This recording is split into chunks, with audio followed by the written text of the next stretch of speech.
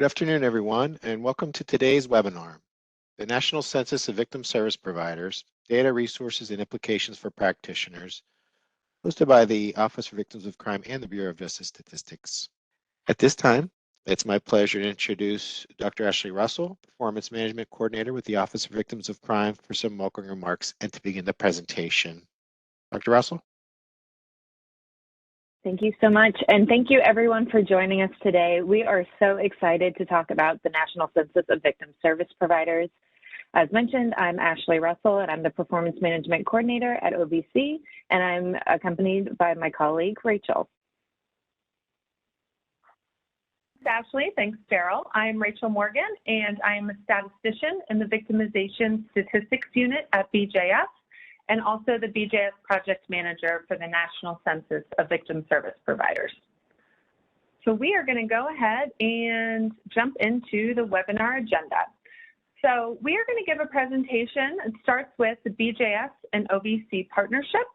We're going to talk about the goals and importance of BJS's Victim Services Statistical Research Program, the VSSRP, and then go into the National Census of Victim Service Providers, talking about the interactive maps and doing a demonstration of those, and then an update of the 2023 NCVSP, and then implications and uses for victim service providers and practitioners. Ashley's going to talk about that, and then we'll get into questions and answers. And it seems that the BJS director, Alex Beccaro, was going to give some opening remarks, and I see that he says he's here, but it's not allowing him to do video.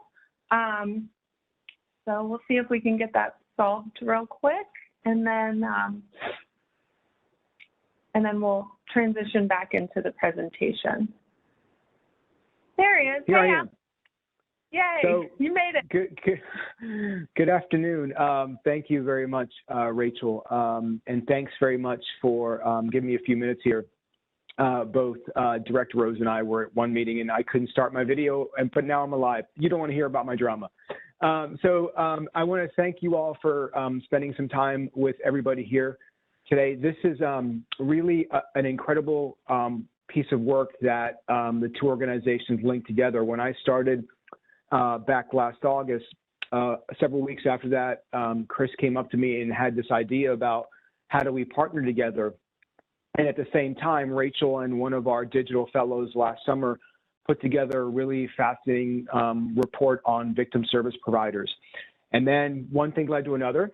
And then we, with the magic of Tableau and a lot of people's patience, we put together a really nice PDF, but an even better interactive display that you can look at on our website that actually lets you go down to the county level to see how many victims per certain population are there, and then how many victim service providers are there. So you can actually go to your home county, whatever home county that is, and see what that juxtaposition is.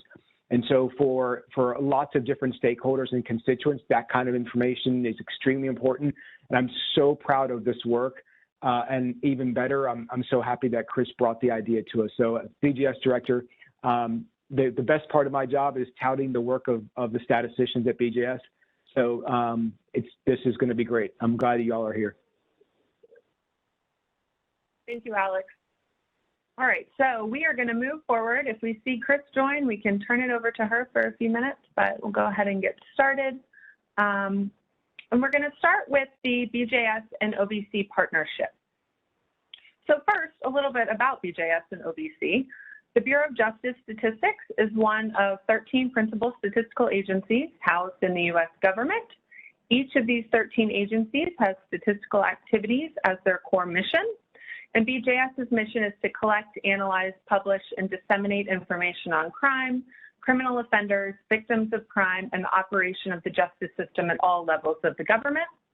BJS also provides financial and technical support to state, local, and tribal governments to improve both their statistical capabilities and then also the quality and utility of their criminal history records. So the crime funnel is a good visual to show how BJS statistical units are organized. So over on the left in the blue, we have the crime or the victimization occurs. It may or may not be reported to law enforcement. And if so, it may likely move through prosecution and the judicial system. And then sentencing, and the offender may be sentenced to spend time in a correctional institution. And then finally, there is a possibility of recidivism or reentry back into the criminal justice system.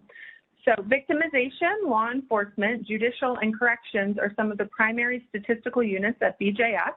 And we also have a unit that focuses on reentry, recidivism, and special projects.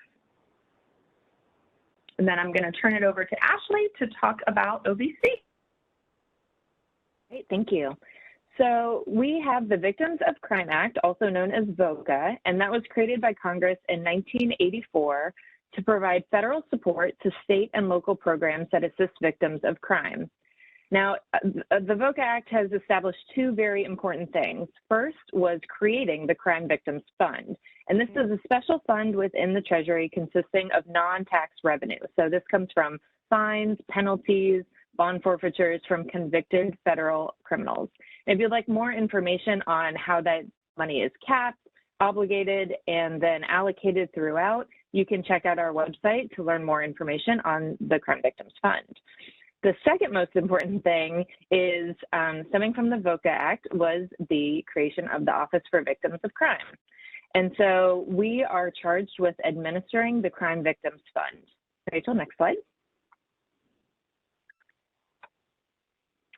And so after a number of statutory set-asides that go out first, OVC manages a number of programs with the remaining funding from the Crime Victims Fund.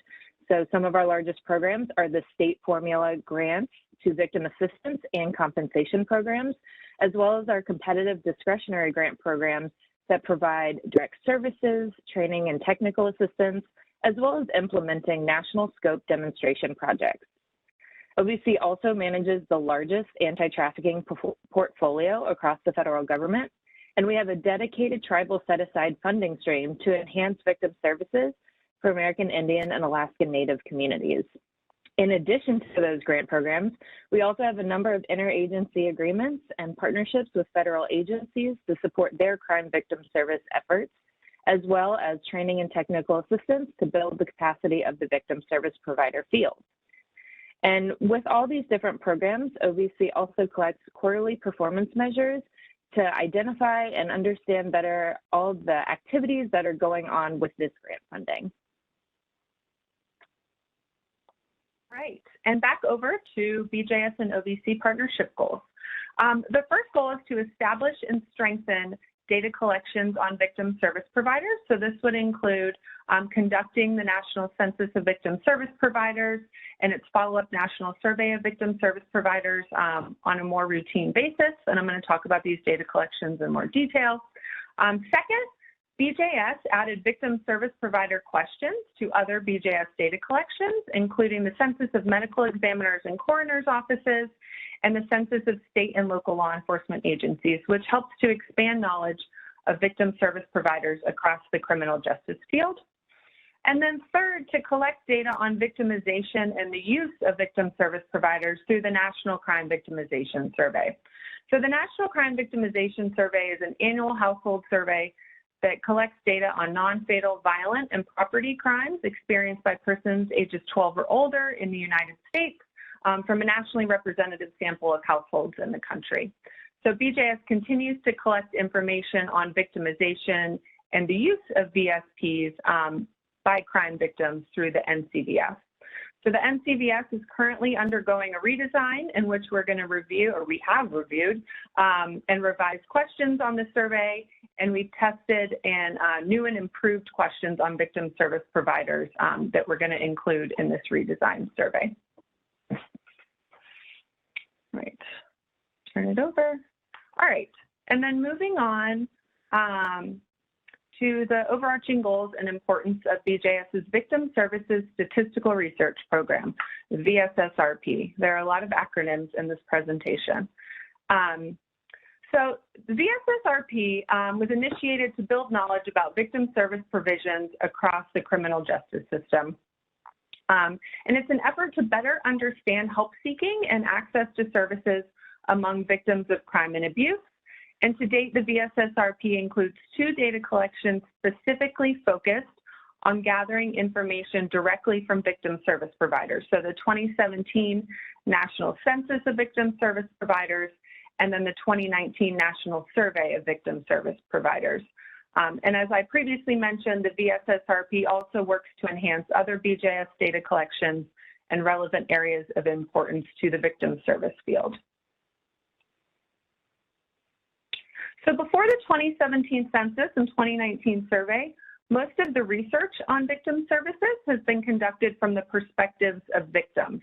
And to some extent, this makes sense because victims are best positioned to tell us if they needed, accessed, or received services, and whether those services actually help them in their recovery from crime or abuse. But on the other hand, it's equally as important to know about the experiences of victim service providers and the organizations that serve victims. VSPs can provide information about who they serve, who they weren't able to serve, and whether VSPs are sufficiently staffed, funded, and trained and resourced to meet victims' needs.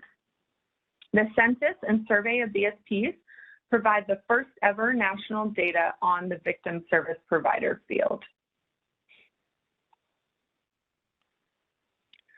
So the VSSRP is situated within the Victimization Statistics Unit at BJS. We have data collections within the VSSRP that are from the victim's perspective and then also from the VSP perspective. But because this presentation is focused more on the VSP side, I'm just going to mention, as I already said, that the primary data collection on the victim side is the National Crime Victimization Survey and its supplemental surveys. If you're interested in more information on the NCVS, you can go to bjs.gov and get a lot of information about the NCVS. So the VSP perspective focuses on the national census of VSPs and the national survey, and then also focuses on particular types of VSP organizations. So as I mentioned earlier, with the OVC and BJS partnership goals, we've worked to add VSP questions to other BJS surveys, including the 2018 Census of State and Local Law Enforcement Agencies and the 2018 Census of Medical Examiners and Coroners Offices. And there are a couple other BJS surveys included on this list. And all information about all of these can be found on the BJS website. So it's important to collect data from both of these perspectives in order to get a more complete picture of the VSP field and services being provided to victims of crime and abuse. So the 2017 National Census of Victim Service Providers. This is the first data collection to collect information from VSPs. And basically what we did is we started by developing a roster or a list of all victim service providers across the country. And then we conducted a pilot test, which is just a test with a small number of victim service providers to determine the quality of the roster or the list and test the survey instrument and the questions that we were asking to VSPs. From October 2016 through July 2017, we conducted the census of the field to examine the basic characteristics of VSPs. And then following that census, we were able to clean the roster by deleting duplicate organizations that maybe we thought were providing services but ended up not providing services, and then other organizations that were missing data on key items in the survey instrument. So our final product was a comprehensive, up-to-date, and descriptive roster of victim service providers that could serve as a sampling frame or a starting point to select VSPs for future surveys on victim service providers. So in 2019, BJS published Victim Service Providers in the United States 2017, which was the first release of data from this census. And it included the number of VSPs by type of organization, a map of VSPs by location, and maps of VSPs per 100,000 residents. So this report is available on the BJS website for anyone to download and read. And then also we archived the data file, so the actual data in the code book, through the National Archive of Criminal Justice Data, which is where BJS releases all of our data products, which is housed at the University of Michigan. And so you just go to this website, in the search bar, type in 37518, and the data file and codebook come up, and you can download them and conduct your own statistical analysis. So just a few findings from how the NCVSP data can be used before I get into the demo of the interactive maps. So first, this is supposed to say nearly a quarter of VSPs were in the largest 4 states, which are California, Texas, Florida, and New York. And this map is included in that report that I was just mentioning that's available on the BJS website. Another thing we can do is offer new perspectives on services for hard-to-reach victim populations with these data. So this example shows tribal VSPs in green, mapped with federally recognized tribes in orange at the county level. And as we would imagine, they're clustering out west and in Alaska. And then finally, this example shows VSPs that reported they served at least one victim of sex and labor trafficking in blue, labor-only trafficking in red, and sex-only trafficking in green. All right, so now I'm going to do a demonstration of the map. And Tammy is going to put the link in the chat if you guys want to follow along with me. I am going to open my internet browser here. This is also easy to navigate if you go to the BJS website as well. So if you go to bjs.gov, scroll down in the new releases, and the last one is Victim Service Providers in U.S. Counties 2017. And you'll get a little synopsis of the report. And then if you click web version within the paragraph or view web document over here on the right-hand side, it will open up. So I'm going to walk through the key findings and then the maps as well. So the first bullet is it comes from that report that I mentioned a little while ago, the first release of data. So in 2017, approximately 12,200 victim service providers operated in the United States. VSPs were defined as organizations that serve victims of crime or abuse as their primary function. So this first map is the rate of victim service providers per 100,000 county residents. And the county level data are coming from the U.S. Census Bureau's American Community Survey, which provides population estimates. And these are their 5-year population estimates from 2013 to 2017. And Ashley, if you want to hover over, since we're both from Florida, some county in Florida, and we can look and see what we find. Miami-Dade, perfect. So this shows for Miami-Dade County, Florida, which houses the city of Miami, that there were about 2.7 million persons living in the county at that time. There are 55 victim service providers according to the 2017 NCVSP data, and then that equates to a rate of about 2 service providers per 100,000 in the population. And then Ashley, if you want to click on the legend, just select one of those categories. You can see how it, based on your selection, you can see the different categories that are, or the different counties that are included in that category. And then if you click on that category again, it should bring the whole map back up. Perfect. So this is really cool, and you can hover over, you can see all the different counties in the country, which is great. So, and then there are a couple findings, or at least one finding at the top of the page that for the second bullet. The existence of VSPs in U.S. counties range from a rate of 0, so we know that some counties don't have any victim service providers, to 177. For example, Harris County, Texas, which includes the city of Houston, had a rate of 1.3 VSPs per 100,000 county residents, while Maricopa County, which includes the city of Phoenix, had a rate of 2.3. So just a couple examples to show how to interpret the findings on this map.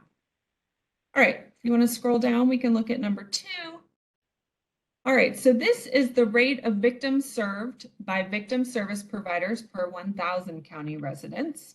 And this comes from a question on the NCVSP that states, excluding hotline, helpline, or crisis line calls, how many unique victims received direct services from your organization during the past calendar or fiscal year?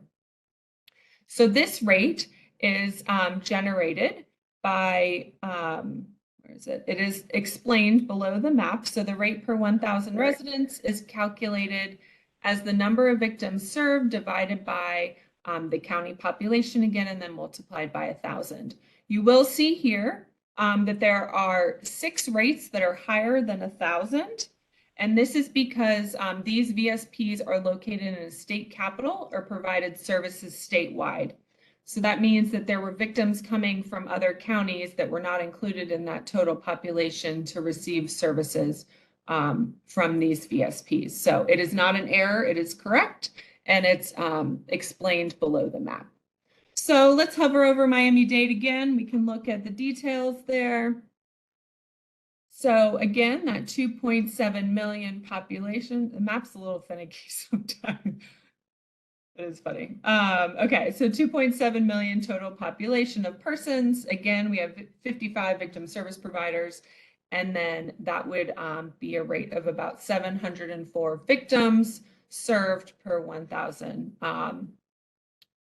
persons in the population.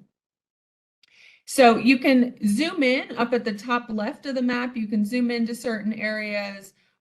Once you zoom in, I think you can press the home key and it'll bring you right back out to the full map. But it's a really cool way to see the distribution of VSPs and victims served across the United States. So I think, and then Ashley, if you want to scroll up to the top of that page for me real quick. There's also a way to download the PDF, which is a static map, but it includes the bullet points, and you can see the different categories within the map if you're interested in that. So, all right, I think that was all I wanted to say about that. So I'll go ahead and get back to the slides.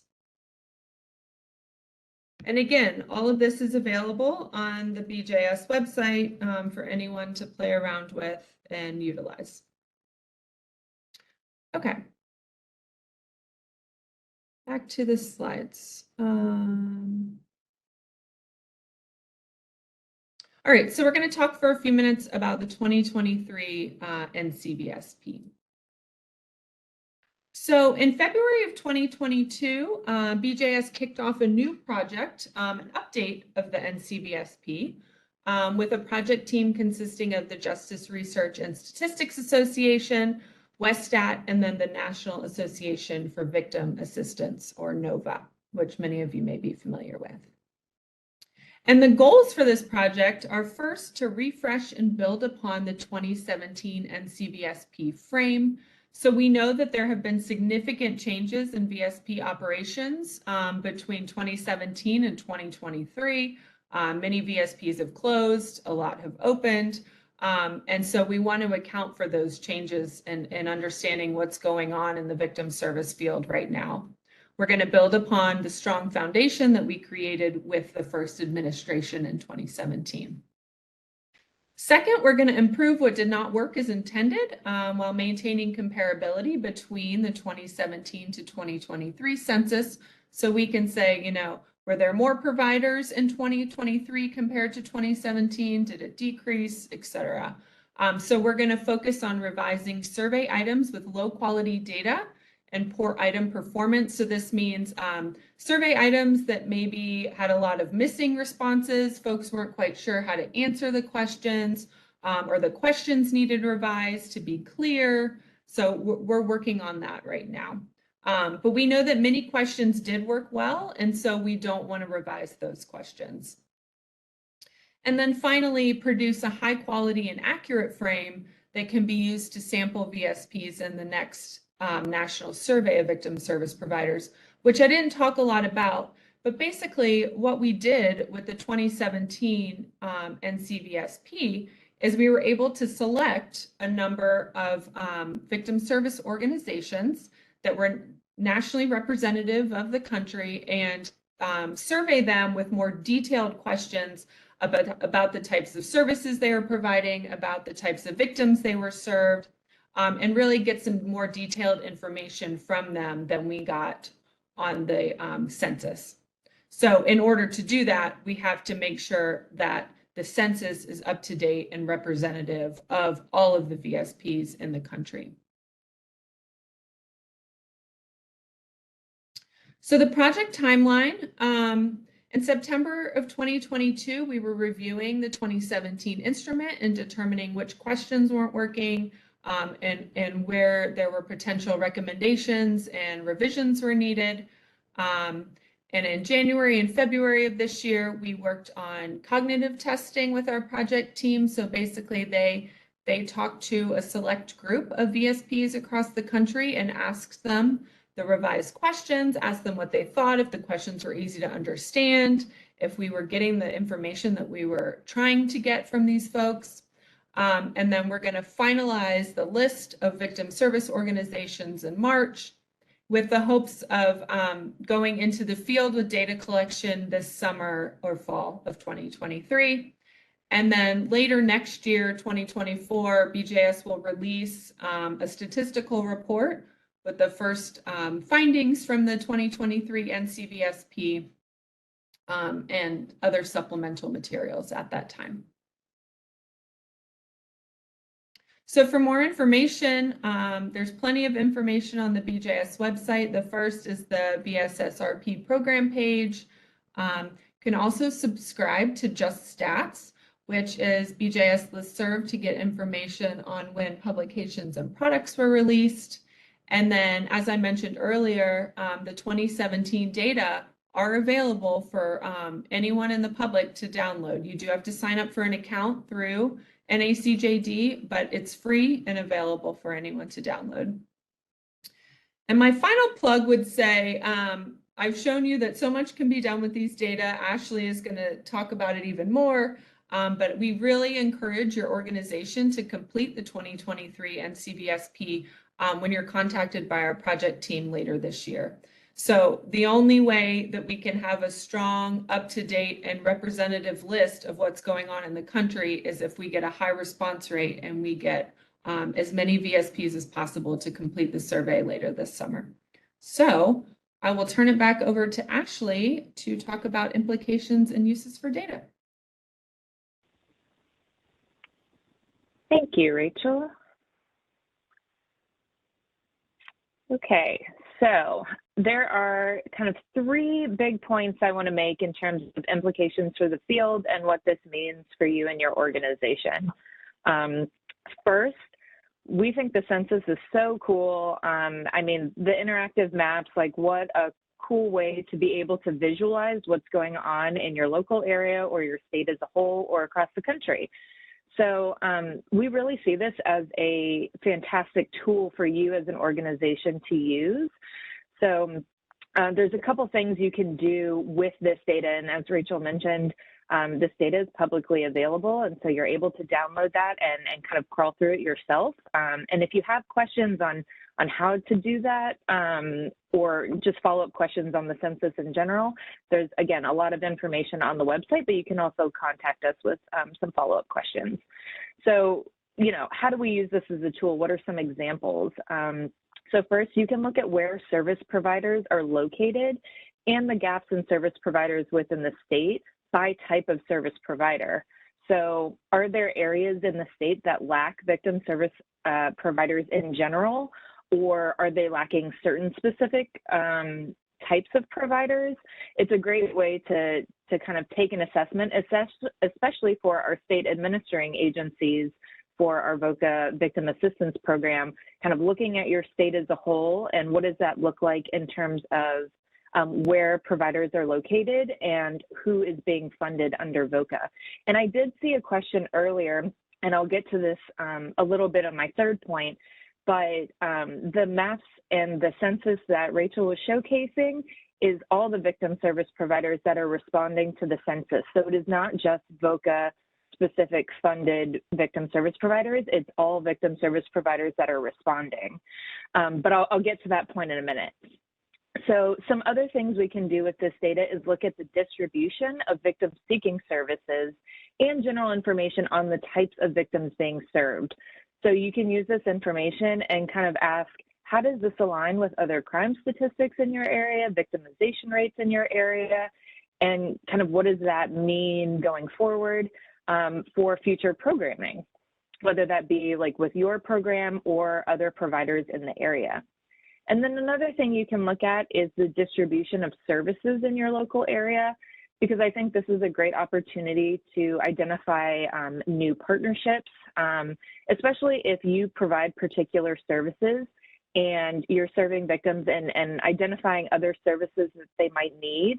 You could find, potentially other victim service providers in your area that provide those services, have a partnership established and be able to refer victims out so that we can meet the needs of all victims for all types of victimization, in your local area. And so we won't be kind of limited to what's going on just within your organization. So these are just a couple of examples of how you can use the data. And kind of going into my next point, we really want to support you all in making data-driven decisions. So in addition to, how this information can be used, at a programmatic level in terms of partnerships or other service providers in your area, or how does this match up with the crime rates and the victimization rates that you're seeing in your area, BJS also has a number of publications and resources using census data and using other data that can help support your organization for both these programmatic decisions that you have to make, as well as when you're seeking funding at the local, state, and federal level. Having this information can really support the need for funding and kind of what areas in particular there might be gaps and that you would like to use that funding for. So we really encourage you to be able to, look at this data, align it to what your needs are, and then use it to support your request for funding. And that brings me to my third point, OVC grant funding distribution. As I previously mentioned, the maps that we were showcasing are all the victim service providers responding to the census.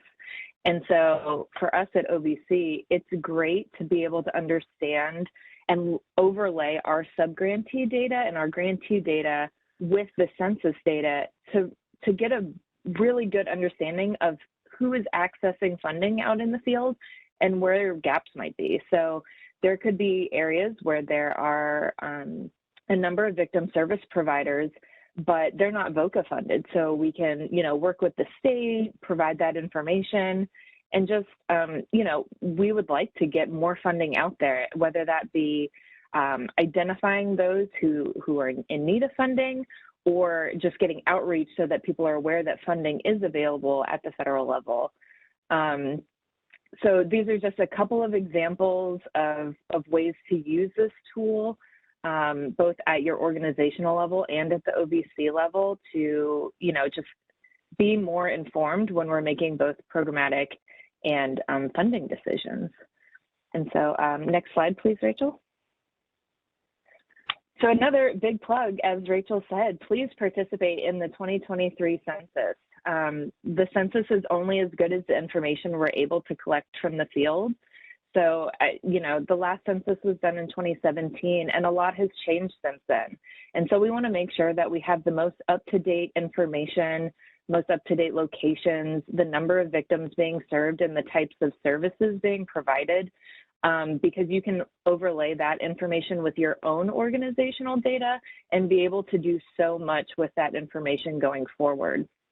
Another plug I want to make for the census, and I realize I didn't put the link here, but I will drop it in the chat right now, is when you receive your notification for the census, there's an option to opt into the OVC directory. And if you haven't already opted into the OVC directory and want to get your information out there, the directory helps users locate victim services in the US and other countries. But what's important about that is with the public-facing data from the census, it won't go into the level of detail of the specific organization and their contact information. It'll just give you more high level, here's, you know, how many victim service providers are in the area and the types of services they're providing.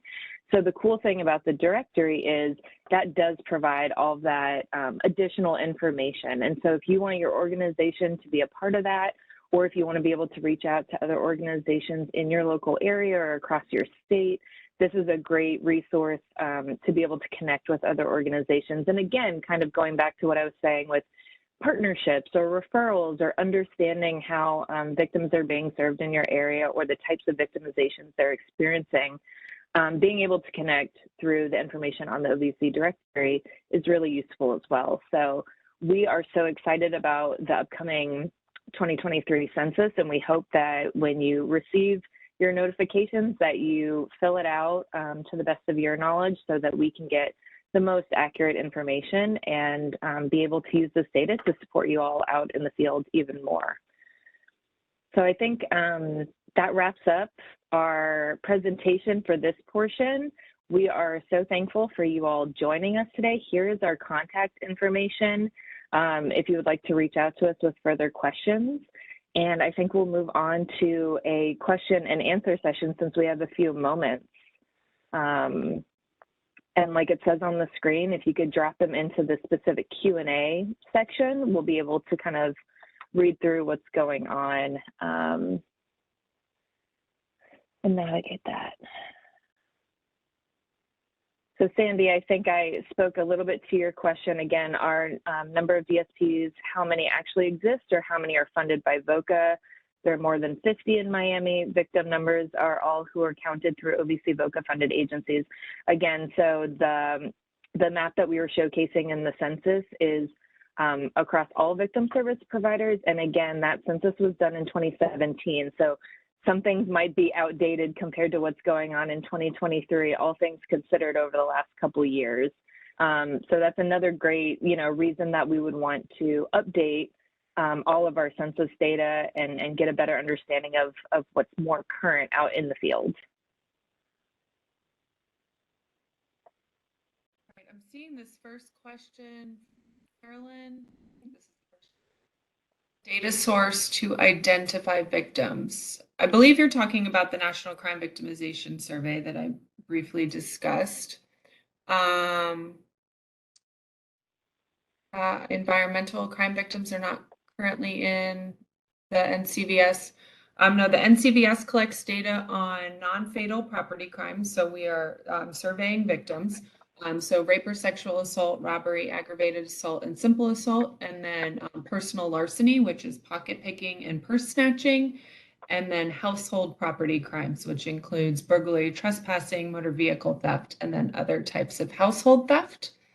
And for that data collection, we're simply asking, once we find out that someone is a victim based on the questions that, or the responses they provided to the questions, we ask them if they received some kind of victim service from a public or private victim service agency. So it's very limited right now, which is why in the redesigned NCVS, we're getting a lot more detail about the types of services that victims are receiving and if there are barriers to services that they tried to receive but could not receive.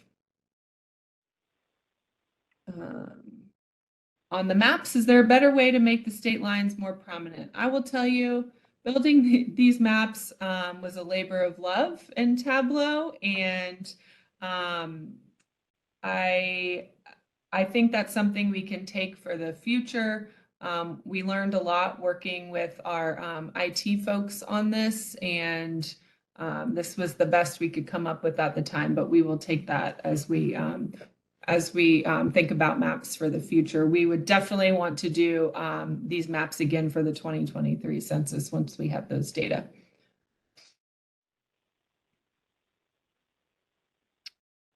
How do you decide who to, go ahead. No, go for it, Rachel. Okay. How do you decide who to contact for the VSP survey? My program has been in service since 2011 and has never been invited to participate. So what we did, was we started with the list of organizations included on the 2017 NCVSP, and then also the list of organizations included on the 2019 survey.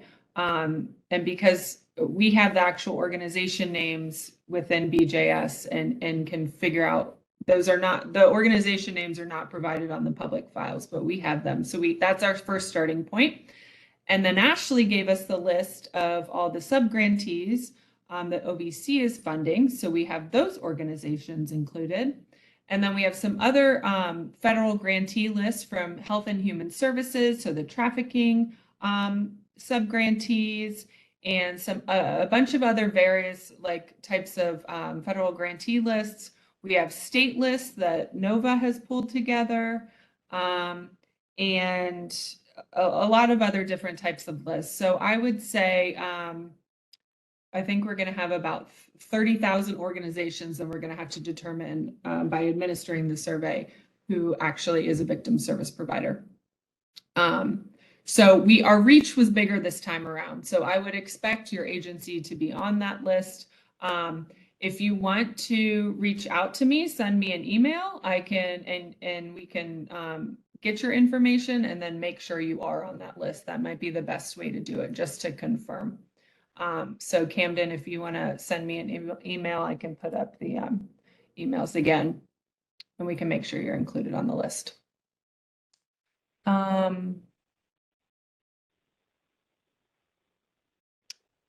right. I saw a quick question that I'll speak to in terms of the OVC directory. So the link that I dropped in to the chat is a link to our directory site. And at the time, as you said, it says at this time, OVC is not accepting new submissions into the directory as we work on upgrading our platform. So at this time, you can use it to search for other organizations. You can kind of search through what the directory looks like and the information it provides. But when the census information comes out, you'll have an opportunity to opt into the directory at that time, and you can provide your information. I'm not sure the timeline in terms of the website for accepting new submissions on the website directly, but I do know with the census coming out that you'll be able to opt in through there. So if you want to follow up via email, feel free to send me an email about it, and I can follow up on that. The slides, so we are going to post this on the this webinar, so the recording, and then the slides will be posted to the BJS and OVC websites in the I would say within the next couple months, and then a transcript as well. So I would you can sign up for where do I have it here? BJS Just Stats. And then you'll get an alert when it's posted on the website. What steps are you taking to ensure inclusion of law enforcement-based, prosecution-based, and corrections-based providers? Great question. We worked with our colleagues at BJS that manage data collections in all of those areas, and they provided their census data files. So the census of state and local law enforcement agencies, and then the corrections based, I'm blanking on the name. It's like state and federal correctional facilities. God, I'm sorry, I can't remember the acronym there. But we have included all of those in our frame, all of those organizations in our frame as well, so that we have a good starting point of those universes of types of VSPs. Can we please provide the links to the maps again? If you would just go to bjs.gov.gov and scroll down on the new releases, it's that last new release on the main page is the easiest way probably to get to it. But Tammy probably put it in the chat as well.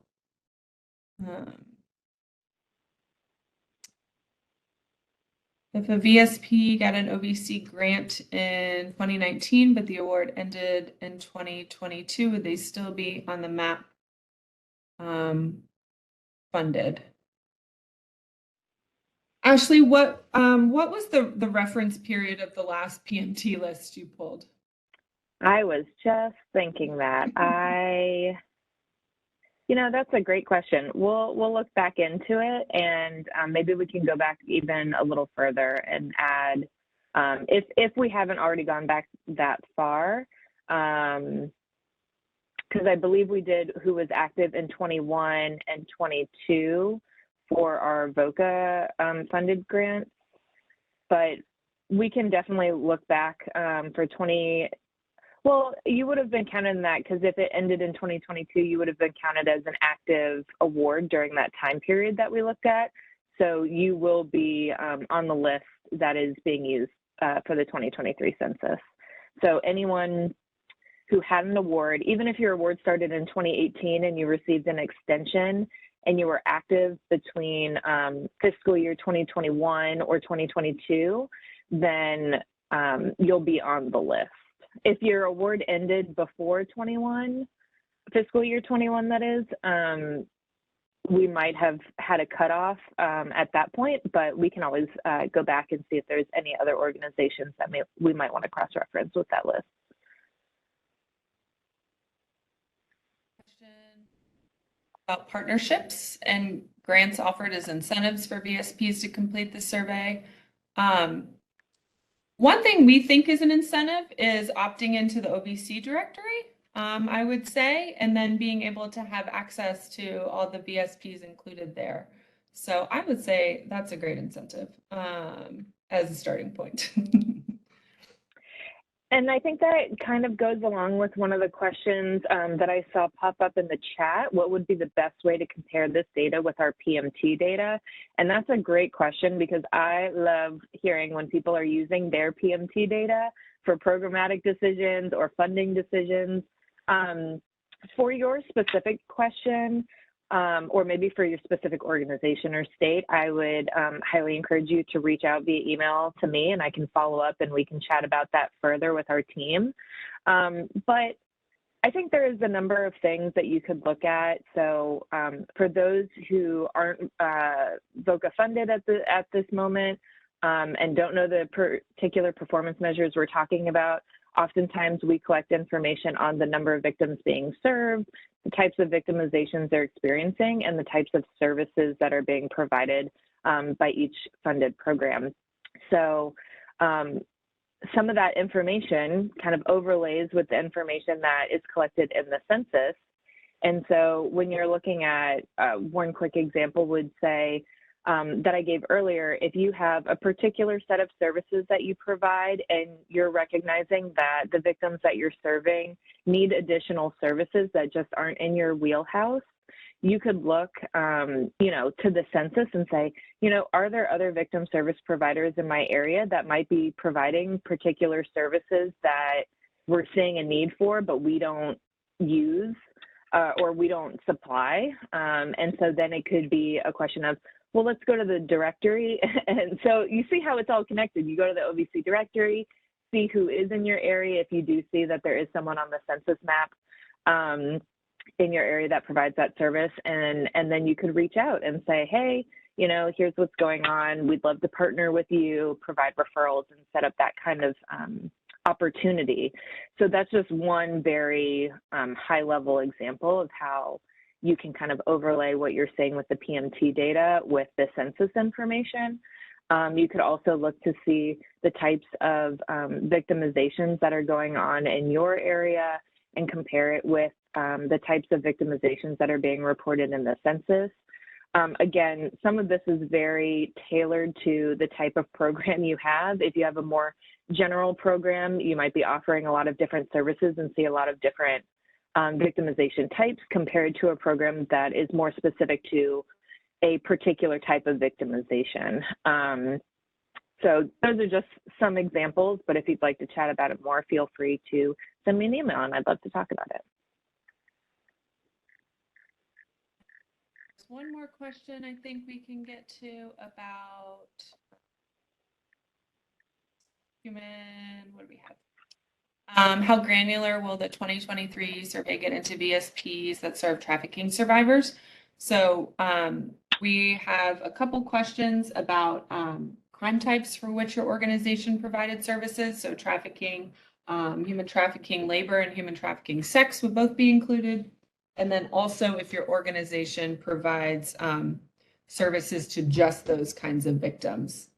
So you will be able to get some good information on trafficking survivors. We realized after 2017, this is an area that we didn't capture as well as we wanted to. And so, which is also why we reached out to Health and Human Services Office of Trafficking in Persons, OTIP, to get their grantee data so we can be sure like that we were really capturing and being comprehensive in the providers that we were reaching out to for the census.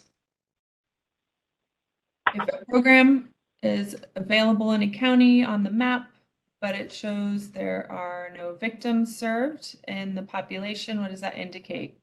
No services provided. Yeah, no services provided because they did reply to the survey. They could be a victim service organization that just operates a hotline or a helpline, and so that number of victims would not be is not included. So